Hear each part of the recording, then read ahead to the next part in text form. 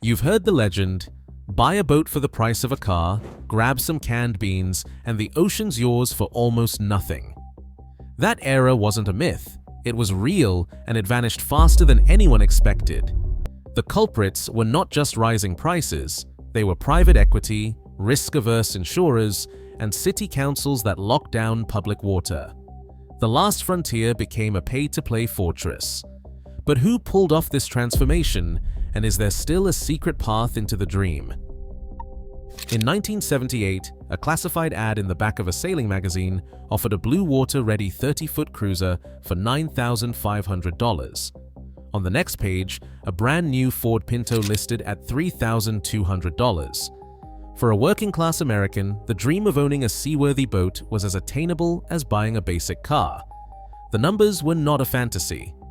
An used Albin Vega 27, a Contessa 26, boats that had crossed oceans could be found in the $6,000 to $10,000 range.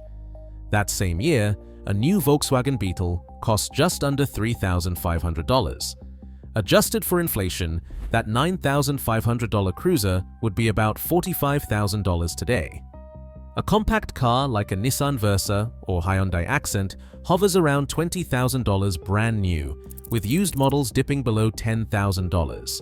Back then, the gap between boat and car was small enough that a determined saver could close it. The classifieds were full of proof. 30-foot sloop, ready to cruise, $7,800. 27 Vega, new sales, $6,500, no luxury tax, no endless paperwork. The math was simple. Save up, buy the boat, and you were in. There was no expectation of a six-figure salary or a trust fund. The party generation kept receipts, literal ones. Yard bills, handwritten and smudged, showed haul-outs for $10 a foot, lay days for $5. The real cost of entry was sweat and stubbornness, not a bank statement. For a generation of sailors, the ocean was open to anyone willing to scrape, sand, and sieve. A boatyard in 1982 looked nothing like the polished marinas of today. Gravel underfoot, the air sharp with paint and diesel, and rows of hulls propped on splintered timbers. Here, the rules were simple: pay for the haul, do the work yourself, and settle up with a handshake. A faded ad from that year offered haul-out and bottom paint for $400 on a 30-foot boat, labor, materials, and a few days on the hard, all in. The invoice was a single page, sometimes just a name and a number scrawled in pencil. No legal disclaimers, no environmental surcharges, and no line for shop supplies. In these yards, sweat was the currency.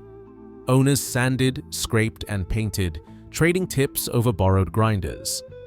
There was no shame in showing up with a box of tools and a bag of groceries, planning to camp out until the job was done. If you needed help, you found it. Maybe in exchange for a six-pack, maybe just for company. The ethos was captured in Lynn Pardy's words. You don't have to be rich to live this life, you just have to be rich in time and determination. The culture was fiercely hands-on. Boatyards expected owners to fix their own boats. In fact, it was almost a test of belonging. A sailor might haul out in spring, pay $10 a foot, and spend a week under the hull, and no one blinked if the work stretched on. The mess was part of the bargain. Paint cans, sandpaper, and tarps scattered between boats, and the only real deadline was the next launch. For many, this was the heart of affordable sailing, a place where skill and stubbornness mattered more than money, and where the ocean felt open to anyone willing to get their hands dirty. In 2010, a marina owner in Rhode Island sat across from a lawyer and signed over the family business his father had started in the 1950s. The new buyer was not another local. He represented Safe Harbor Marinas, a Dallas-based firm with a war chest from American infrastructure funds. That year, Safe Harbor controlled a handful of properties. By 2024, they would operate more than 120, stretching from Maine to California. The pattern repeated up and down the coast. Family-run boatyards and sleepy marinas were sold to national chains. Suntex, also based in Dallas, began its own acquisition spree backed by Centerbridge Capital. In 2022, Suntex merged with Westrec, absorbing more than 50 prime marinas in a deal valued at nearly $400 million. Together, these two giants now control a portfolio worth over $2.5 billion. The logic was simple and relentless.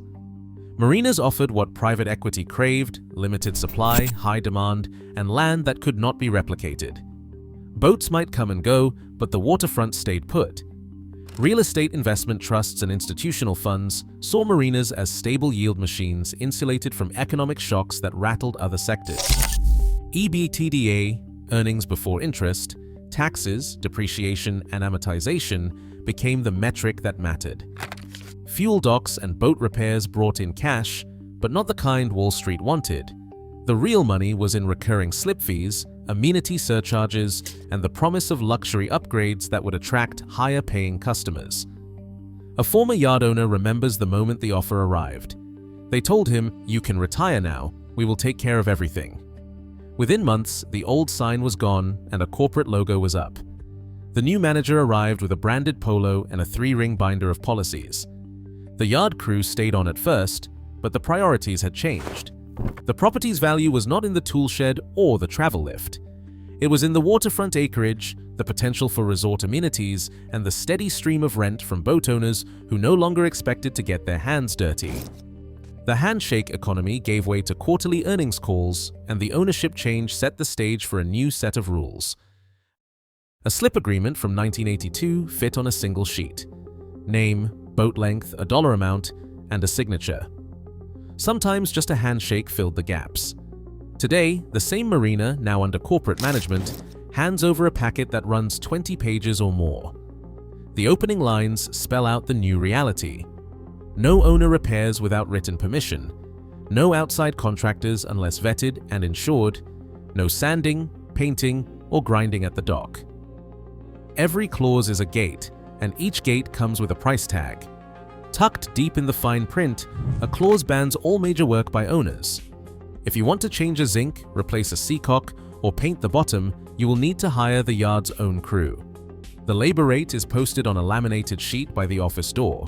$150 an hour for mechanical work, $165 an hour for electrical, $145 an hour for fiberglass. Even the simplest task, tightening a hose clamp or swapping a filter, runs through the same meter. Outside help is allowed only with advance approval, proof of liability insurance, and sometimes a daily fee paid to the marina.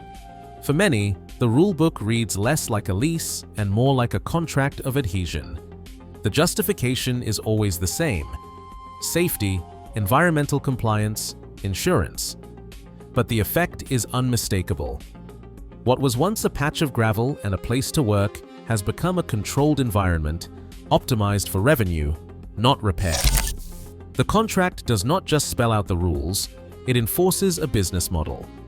Routine maintenance, once a matter of sweat and skill, is now a profit center.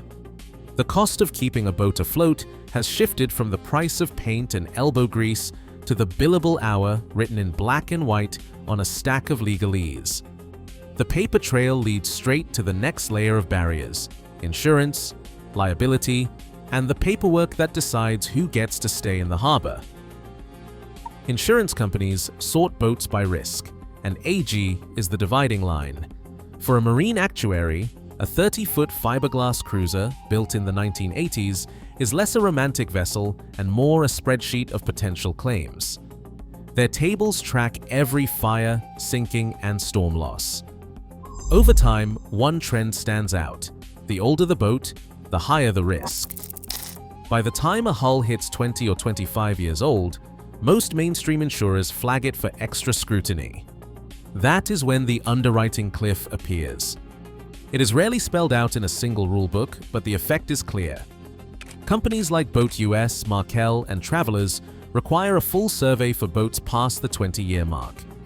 That means hiring a marine surveyor, often $20 to $30 per foot, to inspect every inch of the hull, wiring, and rigging. On a 30-foot boat, that is $600 to $900 just for the report, before you pay for the haul-out. If the survey lists any issues, coverage can be denied until repairs are made, no matter how minor. The price of entry rises before you ever touch the water. Insurers weigh the cost of claims against the value of the boat. A 40-year-old sloop might look solid to its owner, but to the actuary, it is a question of corrosion, outdated fuel lines, or hidden laminate fatigue.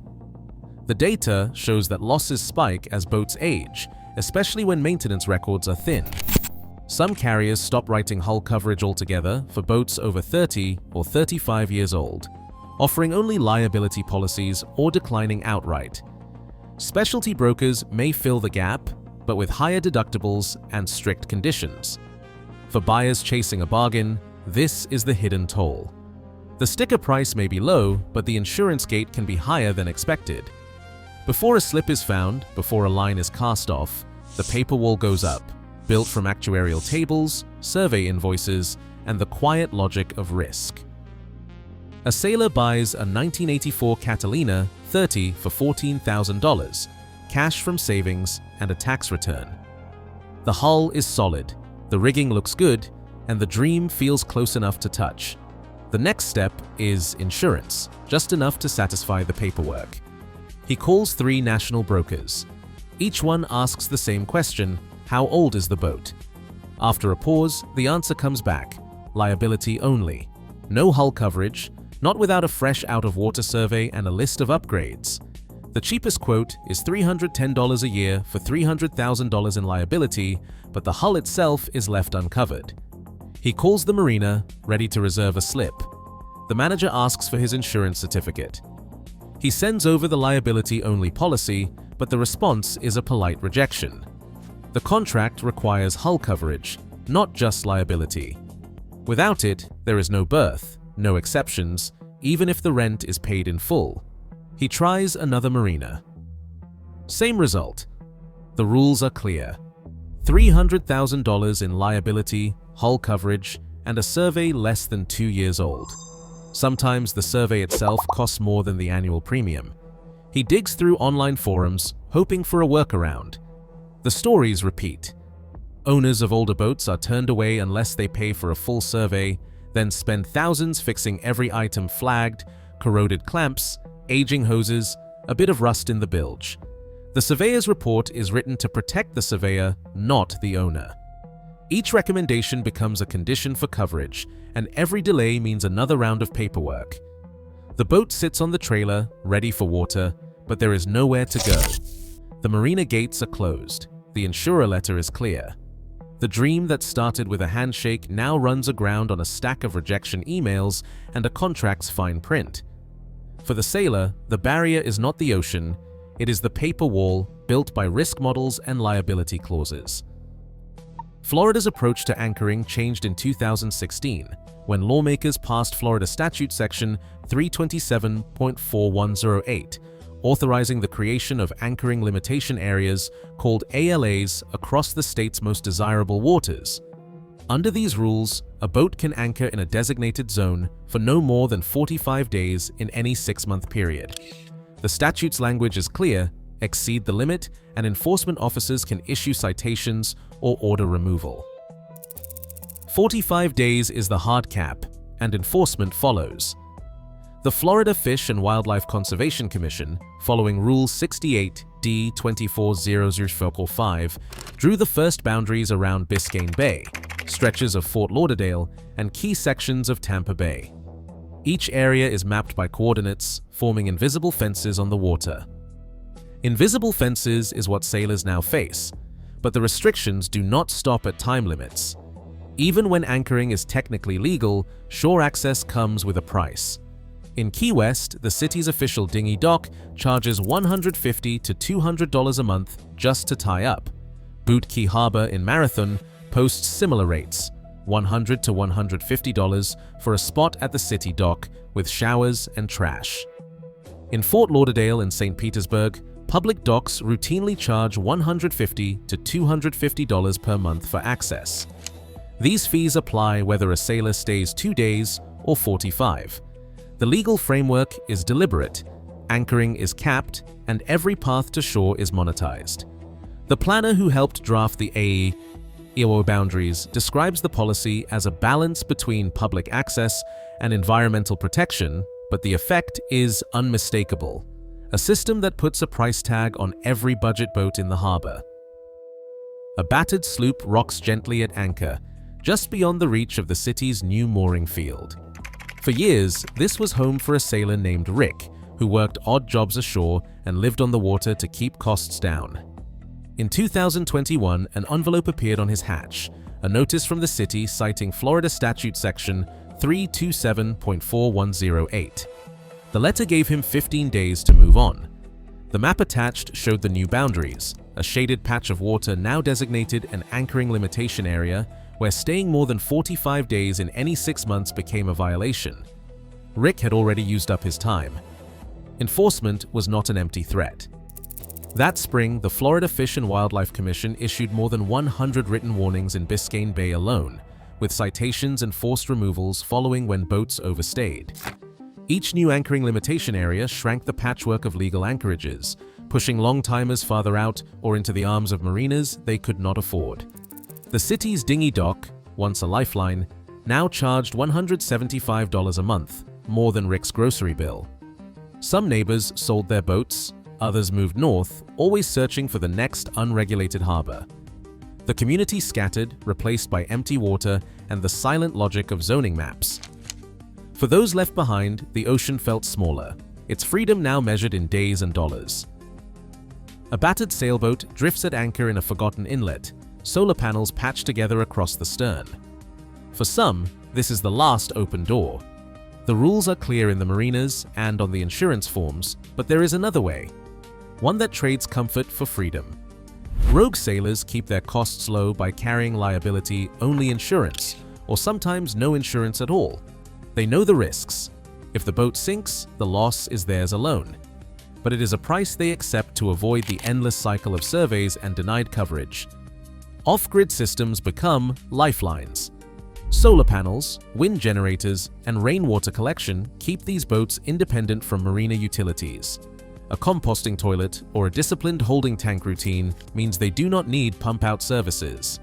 Every skill learned, welding, fiberglass repair, sewing sails, buys another season afloat without a $150 per hour bill. When work is needed, they seek out DIY-friendly yards, often in rural areas, where a handshake still counts for something. These sailors avoid the hotspots. Miami, Key West, and San Diego have too many rules and too many eyes. Instead, they move between less regulated harbors, logging their anchorages, keeping decks tidy to dodge complaints. Each move is calculated. Stay just under the radar, never overstay a posted limit, keep receipts to prove compliance. The trade-offs are real, risking fines, facing storms without a safe berth, living far from shore jobs or friends. But for those willing to work the margins, the ocean still offers a kind of freedom that cannot be bought. Today, the price of access to open water is set not by tides, but by paperwork and profit. As marinas consolidate and regulations tighten, the ocean grows further out of reach for most. Yet every locked gate leaves cracks for those willing to adapt. Freedom on the water now demands more than cash. It demands ingenuity. Which side of the line will you choose? Share your thoughts below.